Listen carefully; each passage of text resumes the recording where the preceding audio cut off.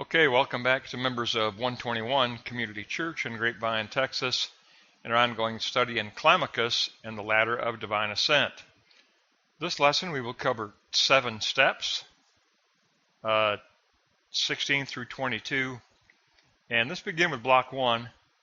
Take a look at step 16, negate greed, the love of money, which is also idolatry and is unbelief. Practice hospitality instead.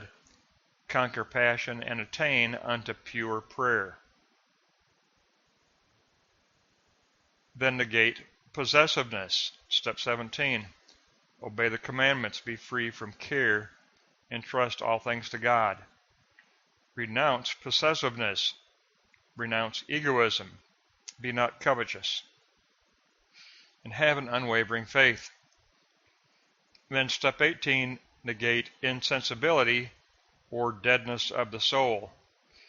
It is a loss of genuine feeling. It's a despair of the heart or forgetfulness. And it is self-contradictory. It destroys the true self. Defeat this insensibility with unceasing prayer. Negate greed, negate possessiveness, and negate insensibility. 3 negations in block 1. Block 2, we're going to take a look at some affirmations. Number 1, the affirmation of step 19, the affirmation of prayer.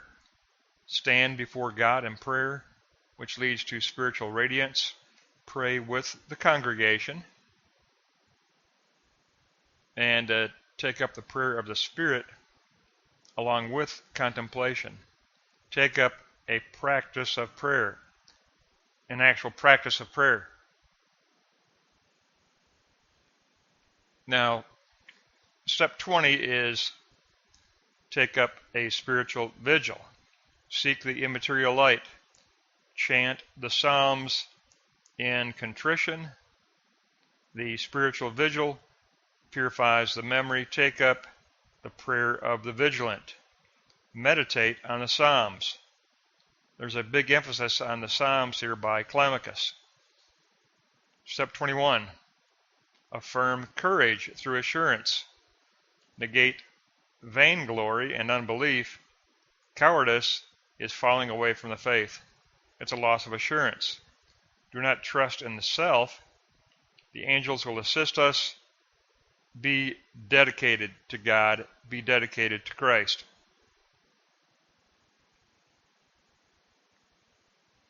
And that will lead us into the key step of 22, which really is a foundational step in the ladder of divine ascent, because it is negation of pride or negation of vain glory. So it becomes really, I think, a central step. Just like we had before, there was a big emphasis on the step of purity.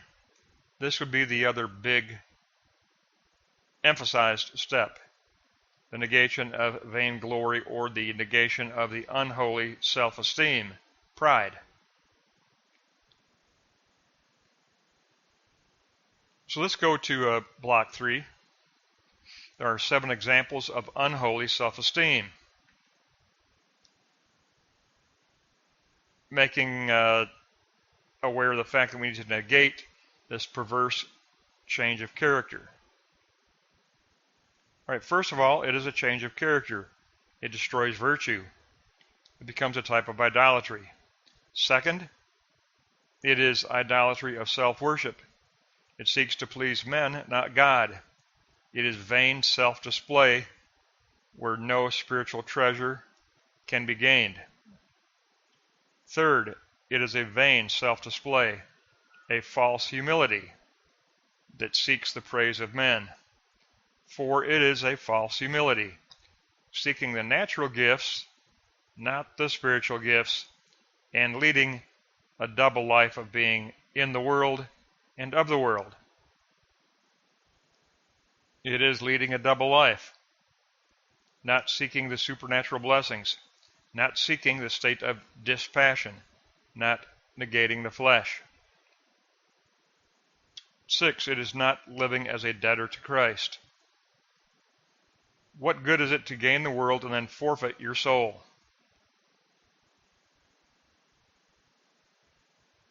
It means, this unholy self-esteem means not possessing sincere and humble speech. And that's the 7th, not seeking glory from the Lord. True glory comes from the Lord. Glorify Christ in all things. Take up the light of good works.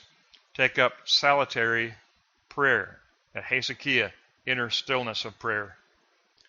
Because remember, pride and vainglory are hateful toward God.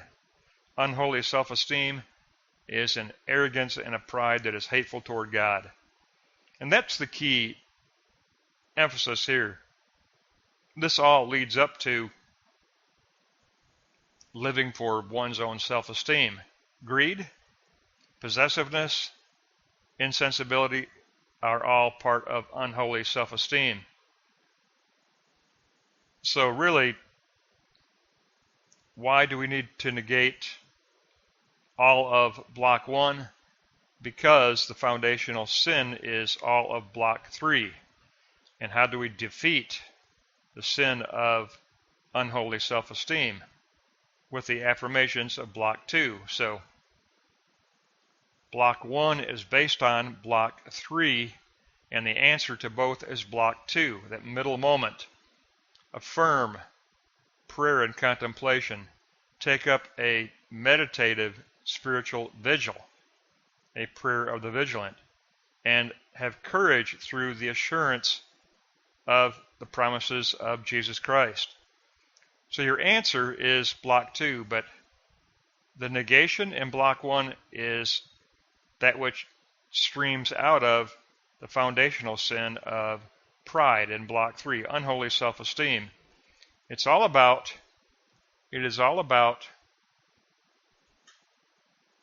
unholy self-esteem, which must be negated. Why? Because, in summary, block 3, it's a destructive change of character. It's an idolatry of self-worship. It is vain self-display. It is a false humility. It means living a double life, a false double life. It means not really seeing yourself as a debtor to Christ. And it means not seeking to gain your glory from the Lord and from the Lord only. All of that make up the 7 examples of unholy self-esteem. And out of that self-esteem come the sins of greed, the sin of possessiveness, the sin of insensibility. How can we defeat greed, possessiveness, and insensibility? By unceasing contemplative prayer in block 2, by a prayer of the vigilant, by a divine courage through the assurance of the promises in Jesus Christ. That way we will not fall away from the faith. So it's a beautiful lesson that really does take up a variety of very important issues that must be addressed. That's going to wrap up pages 155 to 170. That'll be steps 16 through 22. Our next lesson will take up step 23.